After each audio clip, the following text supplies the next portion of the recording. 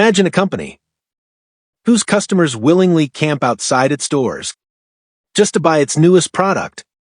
A company whose logo became one of the most recognized symbols in the world. That company started in a small garage. How did two young men working in a garage build one of the world's most valuable companies? The answer isn't just about technology. It's about vision, bold decisions, and refusing to accept the ordinary. Welcome to Profit Atlas, where we uncover the stories behind the world's greatest business empires. Before smartphones, before laptops, before billions of people carried computers in their pockets, personal computers barely existed. They were expensive, complicated, and designed mostly for businesses and enthusiasts.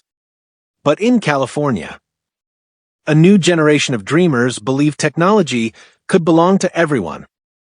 Among them were two friends whose partnership would change history. Their company didn't begin in a skyscraper or a billion-dollar office. It began in a garage.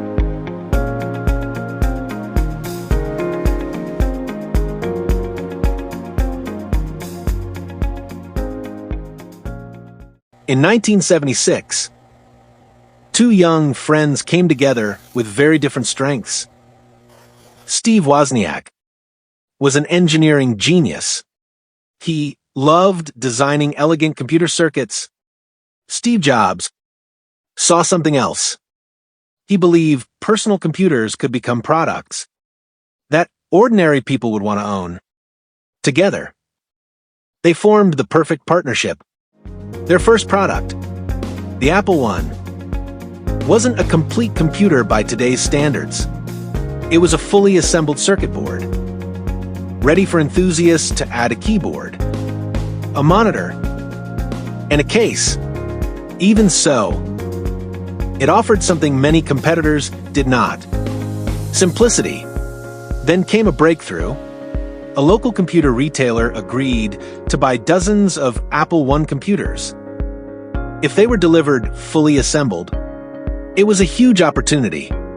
But there was one problem. They didn't have enough money to build the order. They convinced suppliers to provide parts on credit, worked day and night assembling every computer, and delivered the order on time. The gamble paid off. Apple is no longer just an idea. It had become a real company. Apple's early success was only the beginning. The company would soon introduce products that changed personal computing forever. But with rapid success came conflict, setbacks, and one of the most surprising departures in business history. The Apple I proved that the idea could work. But the Apple II changed everything. It was easier to use, came in a complete package, and appealed to a much wider audience. Sales exploded. Apple went from a small garage operation to one of America's fastest-growing technology companies. And suddenly, Steve Jobs was no longer simply a young entrepreneur. He was becoming a business celebrity. Apple wanted to make computers even easier to use. The result was the Macintosh. Instead of forcing people to learn complicated commands, the Macintosh introduced a graphical interface, windows, icons, and a mouse. It was a bold vision. But Apple's biggest problem wasn't technology. It was leadership. As Apple grew, disagreements intensified. Steve Jobs had enormous influence, but his demanding leadership style created tension inside the company. In 1985, after a major power struggle, Jobs left Apple. The man who had helped create the company was suddenly outside it. Apple continued without him. For a while, the company remained successful, But competition intensified. Microsoft's Windows became increasingly popular, and Apple's position in the computer market weakened. The company that once looked unstoppable was losing its direction. Then, in 1997, Steve Jobs returned. Apple was struggling. Its product lineup was confusing. Its finances were under pressure. And the company desperately needed a new direction. Jobs was about to make a series of decisions that would completely transform Apple. Jobs didn't simply try to save Apple. He changed what Apple was. First, music. Then, the phone. And eventually, an entire ecosystem. When Steve Jobs returned, he immediately began simplifying Apple. Instead of producing dozens of confusing products, Apple focused on a much smaller number.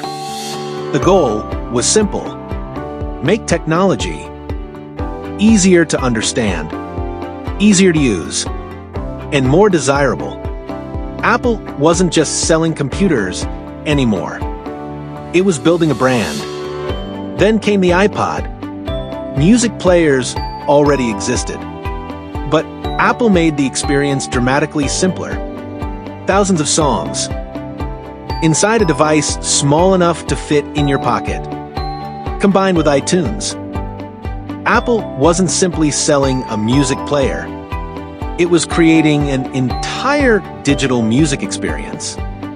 But Apple had something much bigger planned.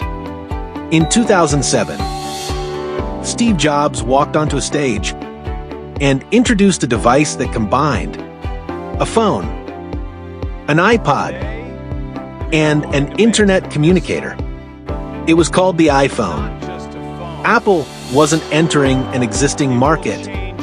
It was redefining what people expected a phone to be.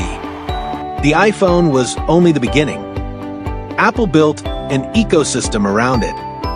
Computers, tablets, watches, headphones, and services, all designed to work together. The result was powerful. Once customers entered the ecosystem, leaving became much harder. Every new product made the others more useful. Apple was no longer simply a computer company. It had become an ecosystem, and that ecosystem would become one of the most powerful business models in modern technology. But Apple's greatest achievement wasn't creating a single revolutionary product. It was creating a system where every product strengthened the others, and that became Apple's secret weapon. Apple's greatest achievement wasn't creating the world's first smartphone or the world's first digital music player.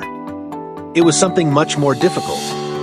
Apple convinced millions of people that technology could be beautiful, simple, and desirable. Instead of competing only on specifications, Apple built an emotional connection with its customers. Apple also understood something powerful about pricing. Competing on price can turn products into commodities. Apple chose a different path: premium design, premium experience, and premium pricing. The strategy wasn't to sell the cheapest device. It was to convince customers that the experience was worth paying for. Then came Apple's most powerful advantage: the ecosystem. Buy an iPhone, and your Mac becomes more useful. Add a watch, and your phone becomes more useful. Add headphones, and everything connects. Each product strengthens the others. The result? Customers aren't simply buying individual products. They're becoming part of a system. Apple's story teaches a lesson that goes far beyond technology. The strongest businesses don't always win by making the cheapest product. They win by creating something people genuinely want. They simplify complexity. They build trust. They create experiences, and they give customers a reason to come back. Apple didn't just build products. It built a relationship with its customers. And that may be its greatest innovation of all. Every business has a story. Every empire leaves a lesson.